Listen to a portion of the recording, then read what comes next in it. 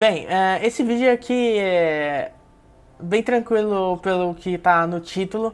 É uma crítica à galera do jornalismo, porque assim, o jornalismo, acima de tudo, e assim, ao meu ver, eu não sou jornalista, antes de tudo.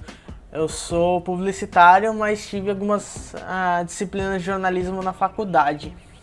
Então eu tenho pelo menos alguma noção mais básica do que é o jornalismo.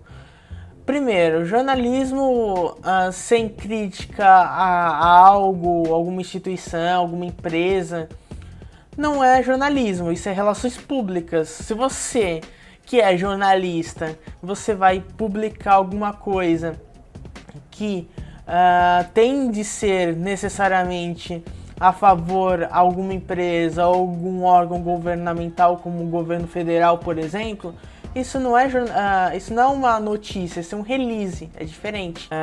Parece que eu tenho que ficar falando coisa óbvia dentro do ramo jornalístico, enfim.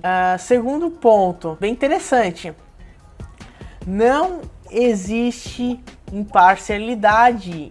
Em lugar algum você pode pegar desde a pessoa que não tem instrução nenhuma da vida, tanto da vida quanto da academia, da sua formação como indivíduo, os ensinamentos, até pessoas com doutorado ou pós-doutorado, né? É impossível. Sinceramente, impossível. Você pode ser jornalista, você pode ser juiz, pode ser advogado, pode ser da lei ou da comunicação. Você não vai conseguir ser 100% imparcial. Sempre existe uma parcialidade na hora da decisão. Por quê? Porque existe aquela questão de que você é atingido pelo exterior. Você é atingido pelo exterior. O exterior é formado por pessoas têm opiniões diferentes, então você sempre vai ter uma opinião e com base nessa opinião você vai formular suas teorias. Você vai formular sua produção de conteúdo, seja conteúdo jornalístico, seja conteúdo publicitário, seja uma decisão, no caso de juiz, independente em que vara você esteja e qual ramo do direito você fique, você sempre vai ter um pezinho, pelo menos, em alguma questão ideológica ou de posicionamento ou de gosto. Apesar de muitos falarem que o ramo do direito tem que ser imparcial, não é imparcial, porque o ramo do direito faz parte das humanidades. Apesar de ser o eixo de direito, se você olhar bem, ele faz parte das humanidades porque é um ramo, é um eixo de aprendizado que não é exato, ou pelo menos é mais subjetivo do que as exatas propriamente ditas. E isso leva ao caso do Glenn Greenwald, né? Não sei se eu falei o nome certo, mas enfim, o jornalista que foi responsável pelo vazamento da dados estadunidenses, né? Que fizeram praticamente a mídia inteira ficar empolvorosa lá nos Estados Unidos por causa da questão da espionagem estadunidense perante os americanos e, consequentemente, de chefes de Estado ao redor do mundo. Ele simplesmente esteve aqui no Brasil, agiu e jogou tudo no ventilador. Quer dizer, está jogando ainda, né, nesse exato momento, né, com as conversas vazadas no aplicativo Telegram, né? Jornalismo não é direito. Direito, ele, quando você utiliza as provas, tem que ser na legalidade. Quando você é jornalista, o que importa não é como conseguir o conteúdo, é se esse conteúdo tem veracidade. Porque também não dá para simplesmente aplicar a mesma lógica do jornalismo para o ramo do direito. E também não dá para aplicar o ramo do direito na lógica jornalística. Eu vou fazer um belo exemplo disso, aplicado na nossa realidade atual. Muita gente tá reclamando que ele não poderia simplesmente jogar no The Intercept, né, que é o jornal dele, e fazer com que as pessoas saibam disso. Teria que chegar no Ministério Público Federal e falar, ó, justiça, eu posso divulgar esses dados? É a mesma coisa que você perguntar para um ladrão, você perguntar para o assassino se você não pode, se você pode prender o cara, velho. Não adianta, o cara sempre vai falar não, ao menos que ele seja muito louco. Enfim, é realmente sem sentido isso, essa reclamação. Claro que tem o viés ideológico no meio, querem defender o Moro a todo custo, aquele super-herói que tá sangrando agora, né, pelo jeito. E tem até um vídeo que perguntaram pro Bolsonaro sobre o Moro nessa situação e ele simplesmente encerrou a entrevista. Presidente, como é que o senhor avaliou as questões envolvendo o ministro Sérgio Moro? Vai ser a entrevista. Obrigado. Obrigado. Pode falar sobre isso, presidente?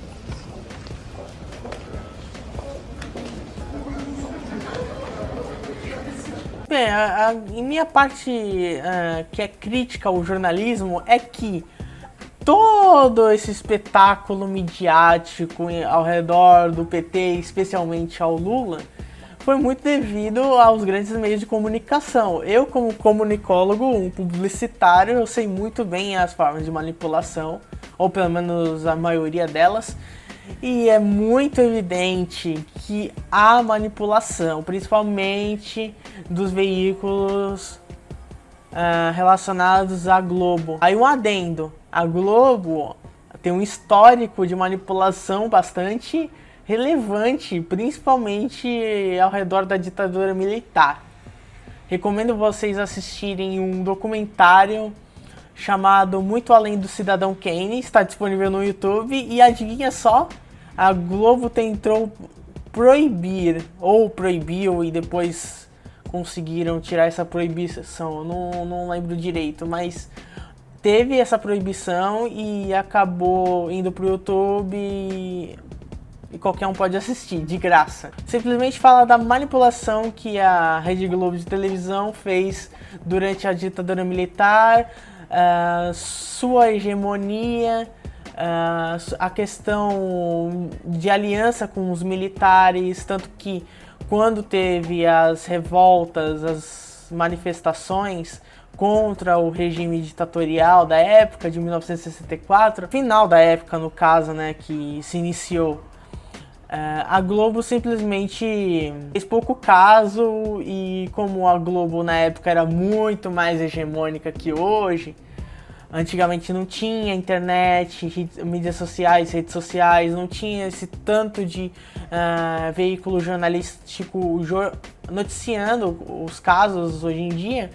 A Globo dominava tudo. Então fica aí a recomendação. A minha crítica principal é essa questão midiática que o próprio ramo jornalístico fez, principalmente do caso da Globo e seus tentáculos, né, como a Globo News, no caso, as revistas que eles têm, e hoje em dia estão tomando porrada.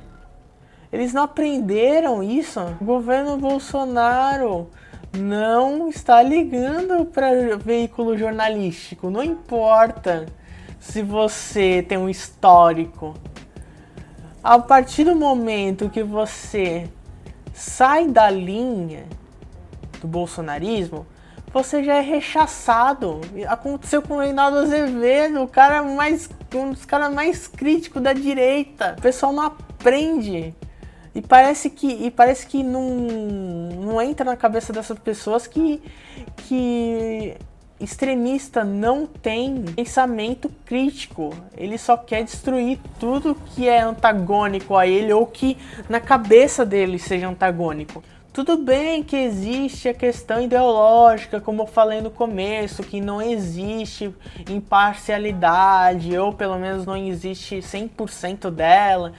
Mas assim, quando você utiliza do seu cargo de jornalista, você tem toda uma formação, as suas técnicas, suas ferramentas, seu conhecimento, para a partir disso você ver se uma fonte é confiável ou não. E simplesmente não dá para defender um governo utilizando de argumentos jornalísticos.